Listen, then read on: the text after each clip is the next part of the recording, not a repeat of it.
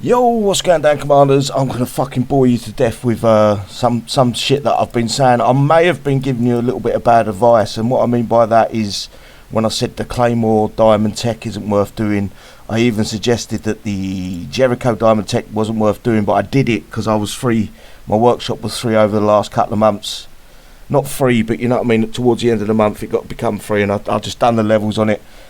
These are only.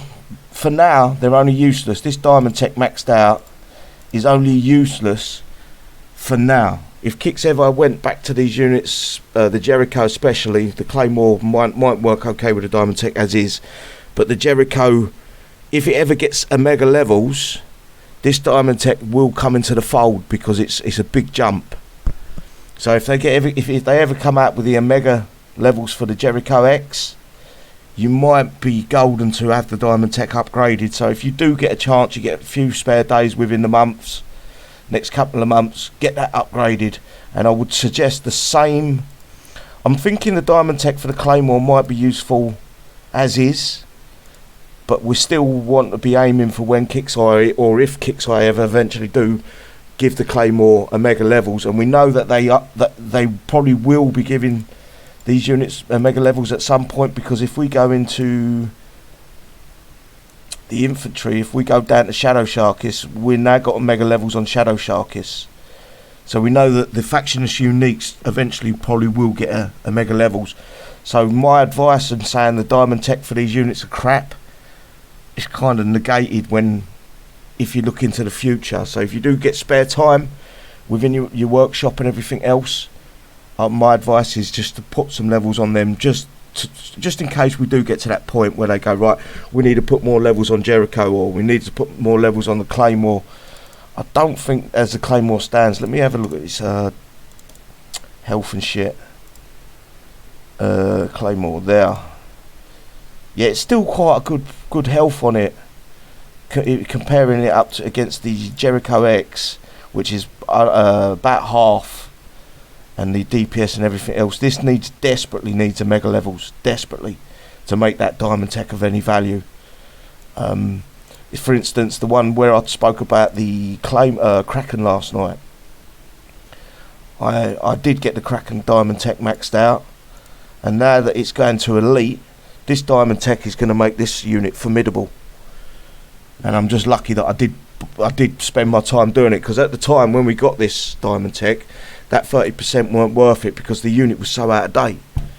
So yeah, I'm thinking I've put out a little bit of bad advice, but I'm trying to correct it with this video and make you guys see maybe a bit further than our nose, if you know what I mean. Because this Diamond Tech's going to make the difference for a lot of players with the Kraken. I'm not keen on this tech, by the way, guys. A bouncing Betty, it's dog shit. If it's going to be like the Jeff or the bouncing Betty, you're taking away 16 shots, up to 16 shots from the Kraken to one shot with a bouncing Betty that does no damage. If it's like the Jeff and the bouncing Betty turret, they're crap. So yeah, be careful with that. I will be buying it, I will be testing, and we will find out if it's any better. And generally, as a rule, bouncing Betty does hit air on the Jeff, but not on the turret, so you've got to be careful with that one. Hopefully I've hit home with this and you think about it, and when you do get a spare bit of time, you get them Diamond Techs done. I would still suggest that you do I know I keep fucking rambling on it, guys, I do apologise. This is quite an important Diamond Tech for me, or one of the most important ones. Matt, his Diamond Tech is still quite important, even though that Matt ain't probably as good as what he should be. We might eventually get another 5 levels on him, so it's very hard to especially with the workshop, to balance that. But as I say, don't let the workshop go to waste. If you've got few days before the next event, or you got a few weeks, do the Diamond Techs. So don't listen to my previous video where I'm slating the Diamond Techs, because they are important if the units eventually do get a few extra levels. That's the only positive I can see for that, and it's only valuable when them units come in with them new levels.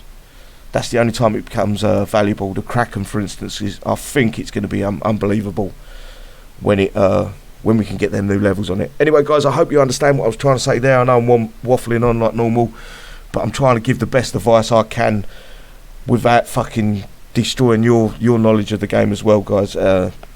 It's kind of hard because I say things.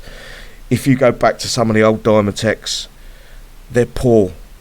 They're not put no fault into them, and they're poor. But I know the Claymore and the Jericho could eventually get extra levels. And if you look at the Kraken, for instance, that's getting new levels, and with that Diamond Tech maxed, I think we're going to be golden. Anyway, take care all, and I'll see you soon. Bye bye.